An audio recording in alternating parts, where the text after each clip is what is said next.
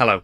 In 1989, MB Games released one of the greatest dungeon crawling board games ever to hit the tabletop, featuring incredible art from Games Workshop's stable of artists, D&D inspired yet accessible family gameplay, and a mountain of Citadel miniatures. Heroquest has become an undisputed phenomenon. Later that same year, Games Workshop wanted to hit the same highs again. They produced a sequel that was supposed to act as the next step for any new gamer's journey into playing with miniatures. It shared the same dungeon crawling setting, but with more sophisticated rules. The same D&D inspiration, but with a slightly meaner streak. The same presence of Citadel miniatures, but with way more Ratmen. And it even had the same name, but with a little something extra. Advanced Heroquest was an experiment in games design and business foresight, from which Games Workshop learned countless lessons. Plus, it's a very good game in its own right. I'm Jordan, this is Jordan Sorcery, and today we're exploring the history of Advanced Heroquest.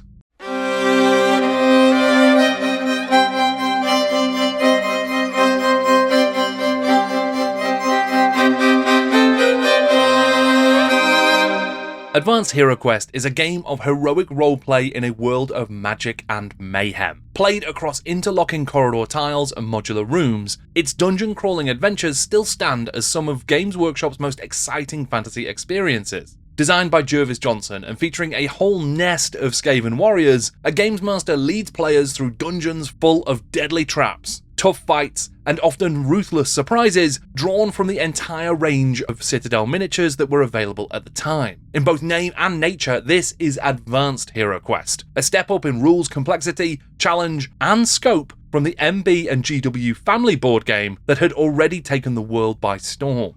Advanced Heroquest was released in one of these glorious Games Workshop big boxes. During its lifetime, there would only be one proper supplement, but there was a lot of support through White Dwarf.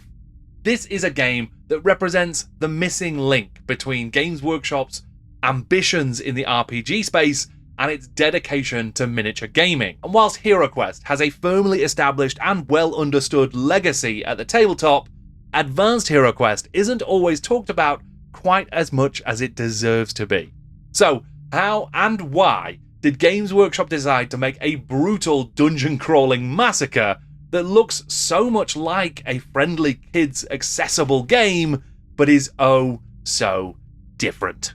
Don't forget to leave a like on this video if you enjoy it, and subscribe to the channel if you want more histories of Games Workshop's games. And check out patreon.com/Jordan Sorcery if you want to support my work and get loads of exclusive content as well.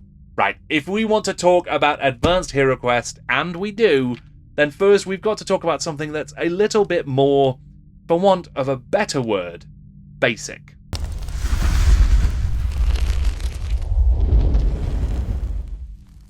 Released in 1989, developed over the year or so beforehand, and designed by Stephen Baker, Heroquest was a dungeon-crawling board game created for families and younger players. It was a collaboration between Milton Bradley Games and Games Workshop.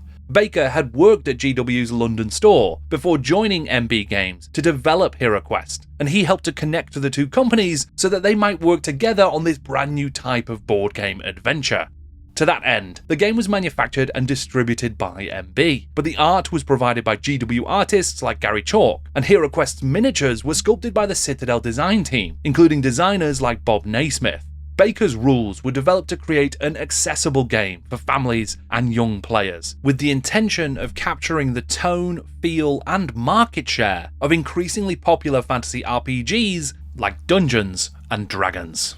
Of course, we all know now that Heroquest would become a genuine phenomenon, an enormous success. But at the time, it was far from a sure thing.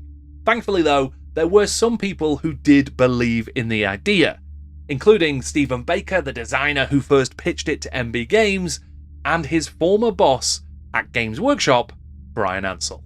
Ansell agreed to team up with MB on the creation of Heroquest on a couple of conditions. The Heroquest box had to carry the Games Workshop logo, and the figures included within it had to be referred to as Citadel miniatures. And there was another thing. Games Workshop would have the right to develop their own follow-up game, a more complex version of Heroquest suitable for older gamers that could be sold in Games Workshop stores. This deal would prove so successful that MB and Games Workshop would collaborate on 2 more projects. Space Crusade, a science fiction equivalent to Heroquest that was explicitly set in Games Workshop's burgeoning 40k universe, and Battlemasters, something like a more accessible board game take on the Warhammer miniatures wargame. Given that there was already a more advanced version of Battlemasters in the form of Warhammer Fantasy Battle 4th Edition Starter Box, they didn't do an advanced version of that game, but they did of course do Advanced Space Crusade, which is its own entire ball of grotesque tyrannid wax. Ansel was keen to ensure that Heroquest and Space Crusade, that would both be sold in the same toy shops that carried MB Games' other products, would be an on-ramp into the Citadel Miniatures gaming hobby. To that end, the game Heroquest was set, broadly speaking, in the Warhammer world, and featured unique but very recognisable Warhammer creatures like the Fimir and the Bloodthirster that was called a gargoyle in that game. For an even greater sense of familiarity, the same names were retained with that advanced prefix, and to design them, Ansel tapped one of his rising stars, Jervis Johnson. Johnson had been with Games Workshop since the relatively early days, working under Steve Jackson and Sir Ian Livingstone when the company was still based in London. Having initially been working in trade sales, Jervis Johnson stayed with GW when the business relocated to Nottingham, following Brian Ansel's takeover, and then he moved over to the design team. Having pitched and developed Blood Bowl, a game with a legacy that continues to grow more than 40 years later, and having worked on titles like Adeptus Titanicus, Johnson was already an effective miniatures wargames designer, but Advanced Heroquest would require him to tackle a new genre and a completely new style of play. This would not be a full-scale wargame, it would be an adventure with a couple of heroes taking on hordes of monsters in tight, confined corridors. And most importantly of all, he had to create a game that would capitalise on the potential interest from Heroquest. Basically, the plan was, we can provide you with the expertise to have some really cool miniatures in this game and really nice artwork. And in return, the most important thing that we want is that you say that the miniatures, you talk about Games Workshop, we get credit, and we're allowed to do a variant, an advanced version of the game that we can have in our own stores, so that we knew that Milton Bradley would get the game into loads and loads and loads of toy shops, globally, basically. So, and everybody who bought that would then be introduced to that kind of thing I was talking about when we were talking about Dreadball. The idea of, wow, look at these models, they're amazing, and they can be painted like this, and I can get more. There's a whole kind of like hobby all built all around this. They would design to be that gateway in. And that was always the importance from Brian's point of view. I assume that we got paid money and got a royalty or something like that for the miniatures, but he could care less. I think he'd have done it for free. If it meant that we could, get that exposure. So the advanced games were kind of important because they were a hook, to get people to come over. Heroquest had been in development for a while by the time Johnson got started on Advanced Heroquest, but they were scheduled to be released within just a few months of one another. It was going to take an enormous amount of effort, and plenty of inspiration too, for Jervis Johnson to deliver this brand new game. Fortunately, he knew exactly where to start.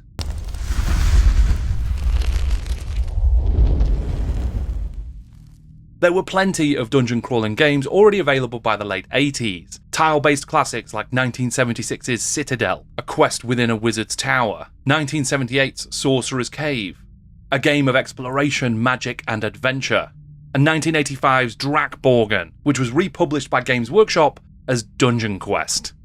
GW's Talisman from 1983 wasn't so much a traditional dungeon crawl, but it was inspired by Dungeons and Dragons. And there were plenty of other adventure games that also attempted to translate that party of heroes versus a monster-filled environment from the gameplay of D&D into different types of board games. Even TSR themselves released their own board game on this theme with 1975's aptly titled Dungeon, the exclamation mark making for a terribly threatening adventure.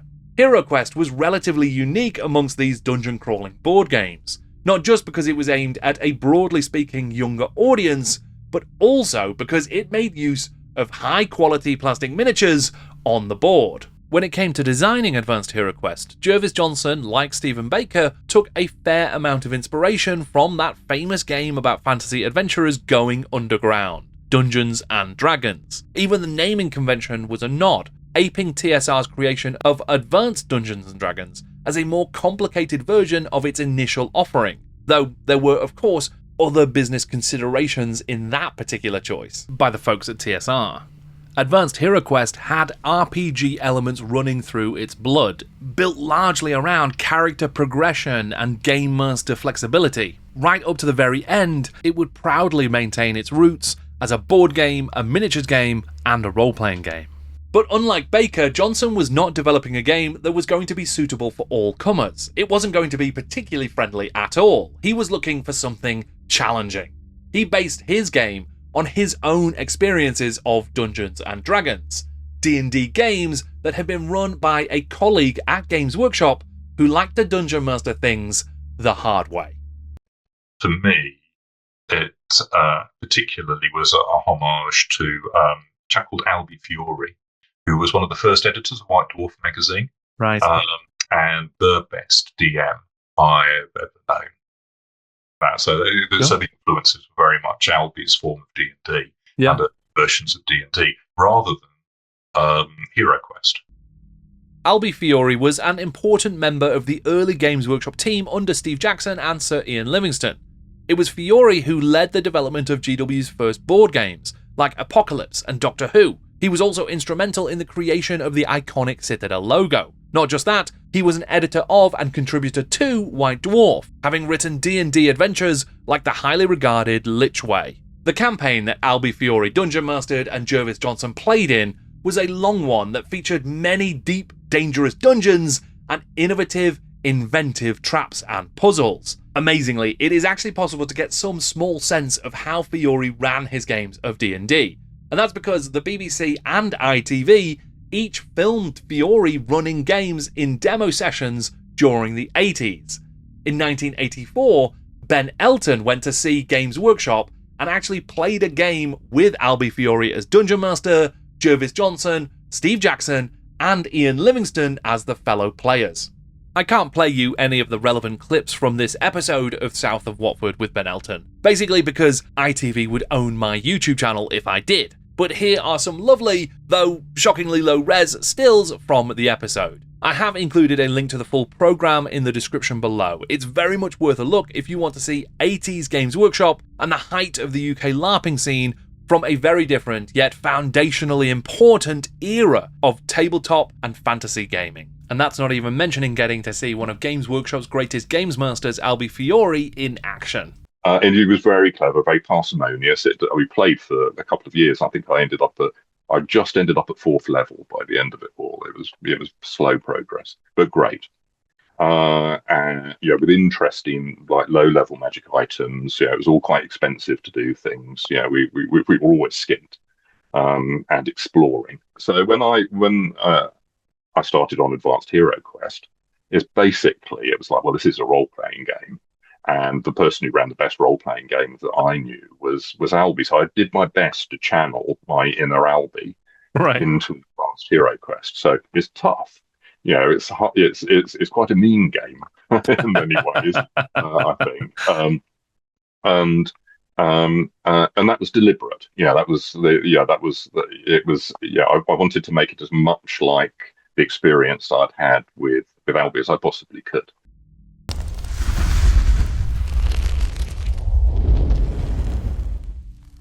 The first news of Advanced HeroQuest came in White Dwarf's Culture Shock pages just 2 months after HeroQuest had first been mentioned. May 1989's issue 113 talked about the playtesting of the game getting underway. This new Games Workshop hobby game will take the hero players on a quest through a perilous dungeon controlled by the evil wizard player, in search of treasure and fame. Although still only in development, the game looks set to be an exciting, action-packed adventure game, with all the miniatures and rule support you've come to expect from Games Workshop. Just a couple of issues later, with White Dwarf 115, there would be a full preview spread of Heroquest, promising that the game would release in summer 1989. And there was also a couple of pages of preview for Advanced Heroquest that suggested it was going to be released in late summer of the same year. Advanced Heroquest, designed by Jervis Johnson, is Games Workshop's new 3D role-playing hobby game, complete with board and Citadel miniatures. As well as being completely self-contained, it is fully compatible with Heroquest, and your Heroquest characters can be easily transferred to Advanced Heroquest to continue their adventures. Advanced Heroquest develops and expands the basic concepts of the introductory game to provide everything you'd expect from the designers of Warhammer 40,000 and Warhammer Fantasy Battle. The game provides rules for advanced combat and magic, character progression, and dungeon generation and design. An interesting footnote, interesting to me at least, is that for some reason the White Dwarf editors in this particular piece seemed incapable of calling it Heroquest as one word. They separate hero and quest, capital H, capital Q, and they want them to be two separate words. Not so for Advanced Heroquest, which doesn't even feature a capital Q. Why Advanced Heroquest doesn't have a capital Q, I have no idea. And that is one of those strange, very, very trivial mysteries that I would love to know the answer to. So if anybody has any inkling of why that is, please let me know in the comments below. The imagery used in the preview features prototype components that would be further developed. The board art, cards, and tokens, and even the art on the prototype manual would all be different by the time the game was released.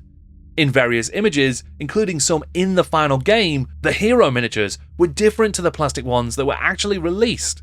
The metal prototypes are broadly similar, but things like arm placement, sword angles, even shield types clearly mark these out as being different models to the ones that were finally released. On that note, there are a couple of different discussions online talking about different aspects of these prototype miniatures, what the nature of them was, who was actually included. There are some suggestions that there were full-blown knights included in the original version of the game, but that that might have been for Talisman, they may not have been for this game. It's not clear at all. One thing that is pretty cool is that apparently some of those metal prototype models were cast up and sold as blisters, but again, it is hard to find specifics about that. Whatever the case, it is clear that these metal miniatures, they were different to the plastic ones that were finally included in the box. Whether it's the swords or the shields, we can see that they were different designs that didn't make it into that final version. What is clear though is that the excitement for Advanced Heroquest was growing immensely. In White Dwarf 117, there was another bit of news that talked about how the game was fully compatible with Heroquest and your entire collection of Citadel miniatures. And then in the next issue, we got a proper full-on preview for the game itself, and it looked magnificent. Taking up 5 pages of October 1989's White Dwarf 118, the preview included a brief story about some of the adventurers from the game. Heinrich the Fighter, Sven the Dwarf, and Torillian the Elf, as they confronted Skaven and Chaos Warriors in search of a fragment of the Amulet of Solkan. Interestingly, the fighter's full name, Heinrich Lowen, may well have been inspired by Henry III, Duke of Saxony, also known as Henry the Lion. A powerful German prince between 1124 and 1180, he was known in his native tongue as Heinrich der Loh, though of course that could just be a cool coincidence that no one intended. The preview also featured a number of amazing pieces of black and white art by artists like Adrian Smith, photos of the painted minis, the box cover, and a full demo display of what appeared to be the final contents for the game. More impressive still was the absolutely stunning diorama that heavy metal painter Ivan Bartlett had constructed to showcase the game. It was printed in full on the back page of the following issue of White Dwarf, and could also be seen on the sides of the actual Advanced Heroquest box. and it featured their heroes making their way through a deadly corridor teeming with vile Skaven enemies. That issue also featured close-up heavy metal images for the heroes, and many of the Skaven from the diorama, and elsewhere, we'd get to see one of the first adverts for the game, describing it as a complete roleplay system and showcasing all of those lovely minis and components. Like a Clan Eshin assassin, Advanced Heroquest was hiding just around the corner. It was on its way, and it was pretty certain that it was going to kill you. But before that, let's just have a quick self-sponsorship segment.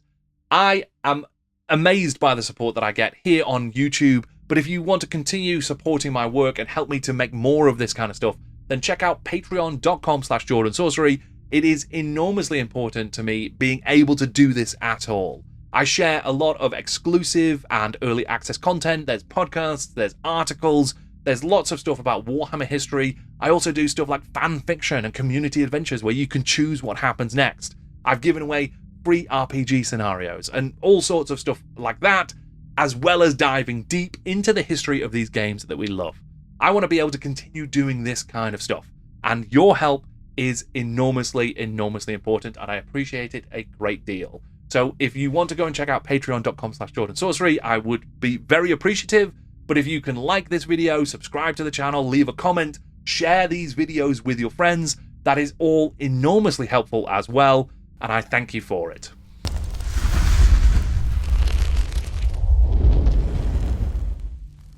Advanced Heroquest wants you dead. If you're playing as one of the heroes, that is. It is quite a brutal game in many, many ways.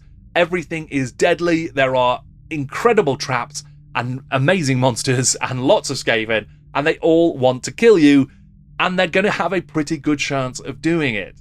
You are limited in so many ways. Wizards can only cast certain spells, and they need ingredients to do it.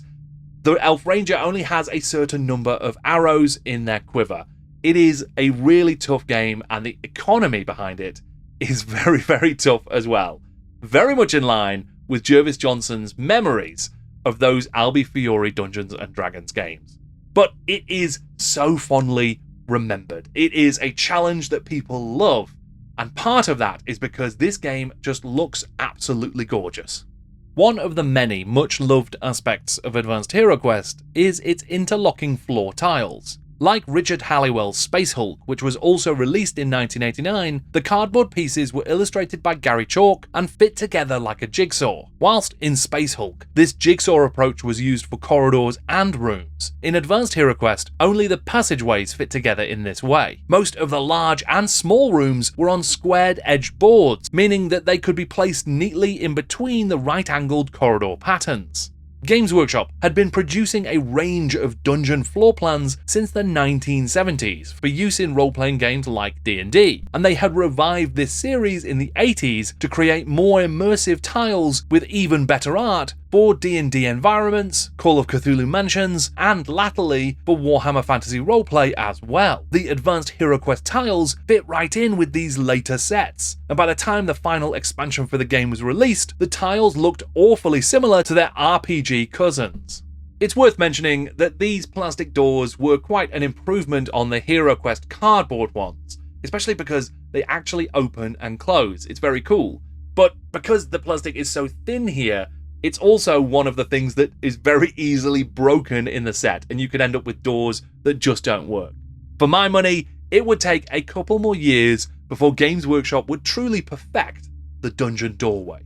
The rulebook features a brilliant Skaven-themed cover by Wayne England, and there are innumerable gritty, grimy, and gosh darn gorgeous pieces of art throughout it by a huge number of talented GW artists. The game makes use of D12s and allows for group play with up to 4 heroes and a game master, or it can be run as a solo game. During this era, Games Workshop was still interested in producing RPGs, and seemingly very mindful of the successful RPG market. So this game, like Space Hulk, Dark Future, and several others, carried a logo marking it out as a 3D roleplay hobby game. In fact, Games Workshop launched its dedicated RPG imprint, Flame Publications, shortly before Advanced Heroquest was released, and Flame would become very important to the game's long-term support. In the spirit of its role-playing influences, you are expected to play with a games master, and the core rulebook includes a multi-part campaign, The Quest for the Shattered Amulet, that features pre-designed dungeons with specific trap and hazard placements and monster encounters. You even get a 4-part cardboard amulet for the players to collect. However, the game also goes to great lengths to incorporate random elements, like surprise wandering monsters, randomized room placements, and unexpected treasures and traps as well. It's through the use of many of these random tables that you can play the game solo, and broadly speaking, they can also be used to make it a more cooperative experience if you wanted. Players could use the pre-generated heroes in the game, or create their own, and they would be able to level up between quests, choose from a wealth of equipment, hire henchmen to come with them into the dungeons, visit towns, and use their acquired quest treasures to enhance their renown. There are a lot of random tables in Advanced Heroquest, like a lot, and using them you can randomize so many different elements of your adventures and your dungeons. It is a fantastic system, one that we would see again in future Games Workshop games. But perhaps one of the best is the way in which you can incorporate all of your favourite creatures from your Citadel Miniatures collection. They were called the Monster Matrices. Jervis Johnson had designed these randomized tables to help you populate the dungeons with appropriately dangerous creatures, offering different combinations of monsters based on the locations in which they were encountered. The wandering monsters stumbled upon in passageways were different to those found in final quest rooms, for instance. Guidance was also provided on how to update and modify, even create your own versions of these tables to account for your own collection of Citadel miniatures, replacing the Skaven from the box with a whole host of bully boys that you could use to cause the heroes trouble. To that end, the book also included full stats for a whole load of suitable enemies that you might prefer. The selection of heroes in the game varied only slightly from those found in Heroquest. There was still a human wizard, an elf ranger, and a dwarf warrior, but this time there was no barbarian present, despite the iconic presence of one in the centre of both Heroquest and Advanced Heroquest's box covers. Alongside the heroes, there were 12 models for those henchmen that you could recruit. This idea actually found its way into later versions of Heroquest as well, including through the final UK-produced supplement for the game, Wizards of Morcar. This is probably as good a time as any to mention that this is not the only game of Heroquest with Advanced in the title. There was an Heroquest Advanced Quest, which is a completely separate game. It is a version of Heroquest that features a lot of new stuff, a massive adventure on multiple levels. Plus, it also has the henchmen that were introduced in Wizards of Morcar for the very first time. So there is a lot of back and forth and energy moving between Heroquest and Advanced Heroquest and back into Heroquest Advanced Quest, where a lot of things were learned from one another.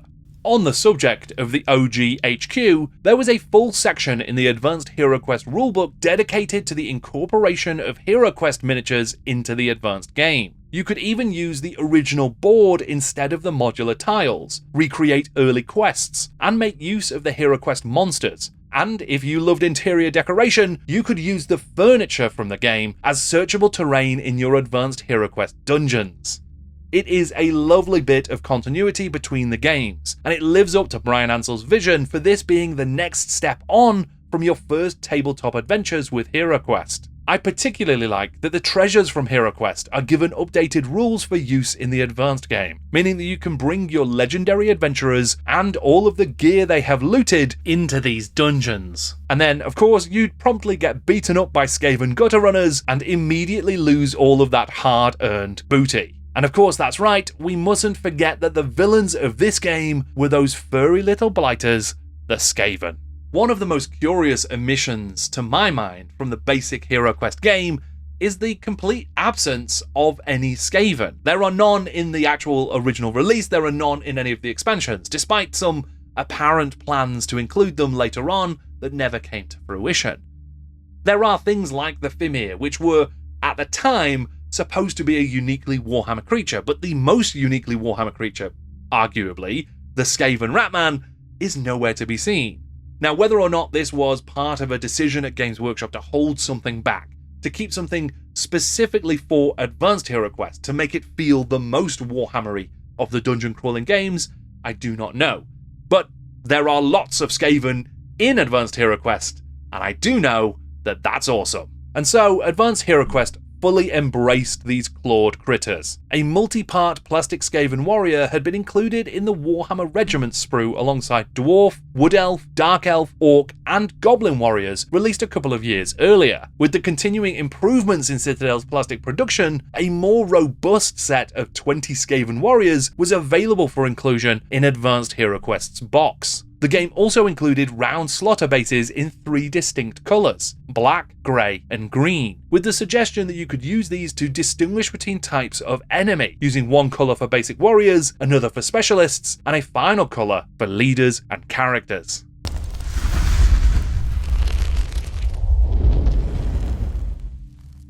Advanced Heroquest arrived in late 1989, and Games Workshop were eager to ensure that this game would capitalise on the success of Heroquest and bring new gamers into Games Workshop stores. The cover for the game had been provided by GW stalwart John Sibbick, the artist responsible for several iconic late 80s covers like Woofrup, Warhammer 3rd Edition, and 40k Rogue Trader. The piece was quite clearly a riff on the Les Edwards Heroquest cover, featuring all of the same elements, even though the Barbarian, the Fimir, and the other monsters from that cover were not in this game at all. Whilst being perfectly fine in and of itself, it's always struck me as a little more cartoony than Sibbick's other work for Games Workshop, and perhaps more kid-friendly as well, almost like it could have been intended for use on HeroQuest itself at one point. In fact, the relationship between the two covers was so close that even White Dwarf, when it featured the Advanced HeroQuest art on its cover for issue 118, mistakenly credited Les Edwards for the piece. In the following issue, they apologised to John Sibbick for the error. In Games International issue 12, Philip A. Murphy reviewed Advanced HeroQuest but started by confessing that he wasn't sure about the differences between this game and its predecessor. Following hot on the heels of the success of MB's HeroQuest, reviewed in GI 8, comes Advanced HeroQuest from Games Workshop. I had been of the impression, as I'm sure most people had, that this was supposed to be a sequel or expansion to the original game, but to me it looks for all the world like the same game produced by a different company. Inevitably, comparisons must be made with MB's version of the game. It felt as if it had been rushed out of production for the Xmas market, and could have been much better with more playtesting. Advanced HeroQuest has the opposite problem, appearing as it does to be overproduced and a tad too complex, with ranged combat, critical hits and fumbles, fate points, sophisticated rules on magic and character generation, and many, many more frilly bits. The 3-star rating reflects this and my inability to make a solid decision on the product. I think it has a lot in common with Tottenham Hotspur. You can clearly see that it should be magnificent, and indeed at times it is, but just as often it's a great disappointment too, for no obvious reason whatsoever. I claim my right to reserve judgment on the beast for a future date. Murphy also mentioned in his review a certain frustration at the constant reminders that you could make use of all of your Citadel miniatures and find new rules in the pages of White Dwarf, as it gave him an odd feeling that the game wasn't complete, even though it was. Ultimately though, it seems likely that Murphy was not the only person to reach the final conclusion that the game was actually a good time though. In White Dwarf issue 124, there was some exciting news shared about the success of Advanced HeroQuest. Advanced HeroQuest is proving to be one of our all-time best-selling games, and many of you are writing in with good ideas for new rules. This is all great stuff, and we'd like to see even more of it. We'll be putting together some special White Dwarf pages that feature the best ideas. Between January 1990's issue 121 and March 1993's issue 159, there were 7 new adventures published in White Dwarf for Advanced HeroQuest, and many of them featured brand new rules with new magic, new monsters, and new treats to enjoy if you were a games master. The early adventures were written by Andy Warwick, who collaborated with author William King for issue 125's The Dark Beneath the World, an adaptation of the 3rd Gotrek and Felix short story. King's Tale had basically been a dungeon crawl in the first place, but the chance to field the dynamic duo on the tabletop for the first time with official rules made this a very special feature indeed. King would also collaborate on a later adventure for the game in issue 150, working with Dominic Camus to create the changing faces of Tzeentch. Camus was one of the folks who had been submitting fan-made material to White Dwarf, and had even done playtesting for GW games like Space Hulk and the cancelled original version of Battlefleet Gothic. I've actually got a brief text interview with Camus, will be available soon on my Patreon. Woofrup designer Ken Rolston provided dwarf-themed quests for both Heroquest and Advanced Heroquest in issue 134, marking the beginning of a new era for the game. Ongoing support for Advanced Heroquest was handed over from the main design studio to the team at Flame Publications, the authors, artists, and editors behind Warhammer Fantasy Roleplay adventures. Graham Davis, one of the writers of the core Woofrup book and the Enemy Within campaign, provided new rules for henchmen in White Dwarf 138, and along with Carl Sargent and later White Dwarf editor Robin Hughes, they offered up new treasures in issue 139. Sargent, the highly respected role-playing game designer who tackled the city of Middenheim, the castle of Drachenfels, and plenty of other dangerous places and adventures for Woofrup, wrote the final few AHQ quests for the magazine, including a very fun adventure, The Eyes of Chaos, in issue 145, which was presented as versions that could be run both with Heroquest and with Advanced Heroquest. The last White Dwarf adventure for the game was Carl Sargent's Rivers of Blood. Designed to be a difficult scenario for experienced heroes, those who had completed the quest for the Shattered Amulet or the quest for the Lichmaster campaign from the Terror in the Dark expansion, this was, intentionally or not, a grand finale for Advanced Heroquest, a chance to take on an ancient vampire in his multi-leveled tomb. At Games Day 1990 and 1991, GW had hosted Advanced Heroquest tournaments. Each Games Workshop store could send one local hero on their behalf to represent them in one of 6 questing parties that each took on the same adventure in search of fabled treasure on a special 3-dimensional dungeon board. I've not been able to find any pictures of that board, but if the Space Hulk version is anything to go by, I can only imagine it was incredibly good fun. There were 2 separate boxed set releases to support Advanced Heroquest. One was primarily a paint set, and the other was primarily an adventure, but they were both partially curious in their contents. The Advanced Heroquest paint set featured 9 pots of Citadel colour paint, a painting guide, and a paint brush. It also included 18 plastic Citadel miniatures, a slightly random assortment of relatively recent sprues. You got 8 plastic skeletons that had also been available in the Skeleton Horde box, and 6 so-called character models, a Dark Elf, a Wood Elf, a Skaven, a Dwarf, an Orc, and a Goblin. This was, of course, a sprue from the Warhammer Regiment boxed set, so this was already going to be an awkward collection for you to add to your monster matrices in Advanced Heroquest. But stranger still was the inclusion of the 4 hero miniatures from the base game, meaning that if you bought this set to paint your Advanced Heroquest game with, you'd find yourself with duplicates of the player characters that I can't imagine you could get an awful lot of use from. Regardless of the reason for its contents and the way in which you were supposed to use them, the paint set was clearly a good way to get started on your painting journey. But if you wanted to end a hero's journey, then there was one way that you could almost certainly do it for sure, and that was with the adventure supplement that was released for Advanced Heroquest, Terror in the Dark.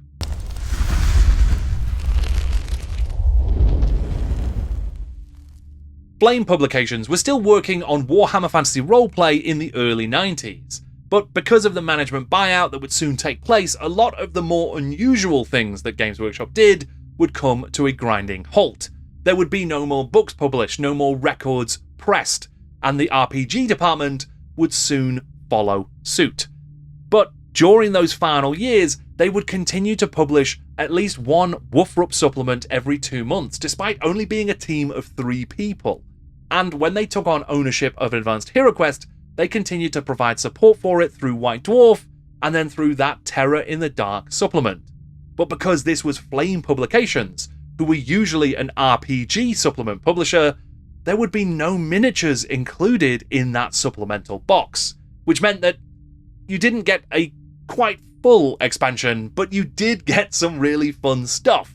Initially developed under the working title Advanced Heroquest Undead Supplement, Terror in the Dark was designed by Graham Davis and Carl Sargent, with additional work by Robin Hughes. The final title was surprisingly close to Sargent's own previous Warhammer Fantasy roleplay scenario, Terror in the Darkness, from White Dwarf issue 108. The boxed set featured a new set of quest room tiles, one of which was a monstrous double-pieced catacomb throne. An absolutely amazing location, and it was not the only one. It should be noted, however, that once again there was some shared art here, with some of the rooms taking the exact same artwork as the Dungeon Lairs RPG supplement for Woofrup. Building on the rules that had been published in White Dwarf, there were new treasures to be found, new henchmen to recruit such as elven war dancers and dwarf troll slayers. There were also enhanced rules for random dungeon generation, with a set of suitable plot hooks and quest ideas. And excitingly, there were new monsters and monster matrices for you to use to populate your quests, covering different types of beastmen and undead monstrosities. Perhaps more exciting still was the brand new multi-part quest, the Quest for the Lichmaster. This adventure was a 6-part scenario that saw the heroes hunting down a fearsome Lichmaster in the mould of Heinrich Kemmler, who had assembled Chaos, Skaven, and undead followers. And that was followed shortly after by the Commission for Terror in the Dark, which I submitted a detailed brief that was accepted. I wrote to that brief, and then they published something a little bit different. I mean, essentially, Advanced Heroquest was a more heavily grid-based D&D that just happened to use a derivative of the Warhammer rule set. But it was a straight dungeon crawler, and that's why people still love it today. So yeah, I was looking backwards to my early days of playing white box D&D and then AD&D first edition, and the sort of elements that made up a good dungeon.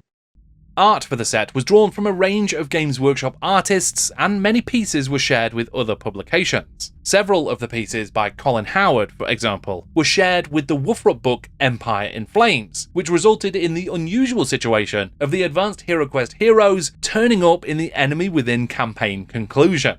Perhaps those paint set doubles were more thematic than I originally thought. Wonderfully, Graham Davis recently uncovered a huge trove of traps and monsters and ideas that were from his original treatment for Terror in the Dark, the draft version that he submitted to Flame before it was published. There is loads of material that did not make it into the final box set, but he has been making it available to you via his blog that I've linked in the description below. I thoroughly recommend checking it out. If you are an Advanced Heroquest completionist, there's so much fun stuff to see and play with there.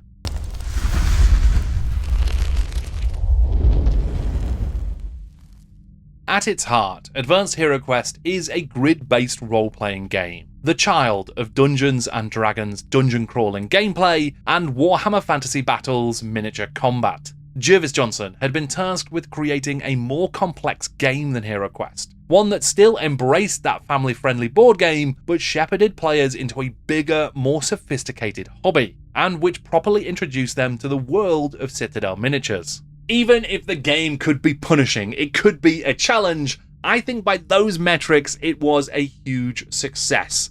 This was absolutely a game that embraced its roots both with Heroquest and with Dungeons & Dragons. It brought role-playing game to the tabletop and gave you loads of cool miniatures to use whilst playing it. And it had an enormously enjoyable dungeon generation system that let you continue to play beyond the published adventures, even though there were loads of cool published adventures available as well. And actually, given that White Dwarf continued to publish material for Advanced Heroquest for several years after it came out, 4 years after it came out, in fact, that says to me that this was a successful game. It must have sold well, because they wouldn't have continued to support it for quite so long, vindicating Brian Ansell's vision and his original plan to use Heroquest to create a follow-up board game that would bring people into the Games Workshop hobby from the toy shop. Following on from Advanced Heroquest, Jervis Johnson would go on to create Advanced Space Crusade, which I do think is an interesting game, if, for me at least, not quite as successful as Advanced Heroquest. And then he would work on an enormous number of other Games Workshop classics. An amazing career, just absolutely awesome. You can hear more from him in some exclusive content available on my Patreon soon.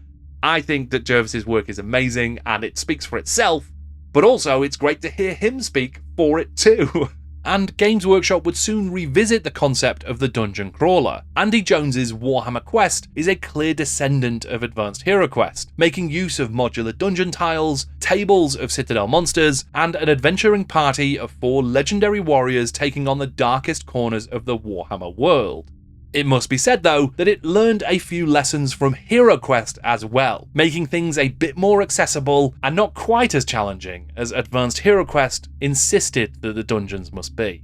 It is not really surprising to me at all that this game is still so well loved. Advanced Heroquest is just absolutely terrific when it comes to dungeon crawling. It can be brutal, that much is true. I've had some games that were painful to play as, both as player and as dungeon master, so it is tough.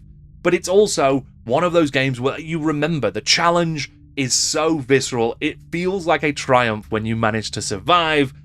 It's great stuff. Jervis Johnson in that game's design, and everybody who worked on it, from the art to the miniature sculpting, from the boxes to the support in White Dwarf to Terror in the Dark, all of it put together an incredible little package, an amazing dungeon diving experience that is still so much fun to play even today. It's just a big success, I think, and it does exactly what it's supposed to. I think what's interesting about it is that if you look at Heroquest and Warhammer Quest, I think that it's difficult to. I'd say that Warhammer Quest is probably better, but actually they're so different in the way that their vibe and where they're coming from. Yeah. That actually it makes them different games, and I think that's why some people end up gravitated back to Advanced Heroquest because it's kind of old school. If you enjoyed this video and you want even more Advanced Heroquest content, then I have to recommend you go and check out Miniature Realms on YouTube. My good friend Stu has been painting his set of Advanced Heroquest. It is glorious to see it. I think that these miniatures look awesome, and he has done such a wonderful job bringing them back to life. Go and check it out. It is really fun. There's a link in the description below. I thoroughly recommend everything Stu does on his channel. Really good Warhammer content. Don't forget to leave a like on this video, to subscribe to the channel, and to tell all of your friends all about Jordan Sorcery if you enjoyed my work. And if you want to support me and continue to see me making more of this stuff, then patreon.com/Jordan Sorcery is the place to go. There is loads of exclusive content there, early access to videos and interviews, articles, dedicated exclusive stuff. I really appreciate any support that you can offer at patreon.com/Jordan Sorcery or here on YouTube. Even just leaving a comment can be enormously important, so thank you for everything. Right, next up, I need to go and get back to work on my Man of War history that is coming relatively soon. Until then, thank you very much for watching. I'm Jordan, and this is Jordan Sorcery.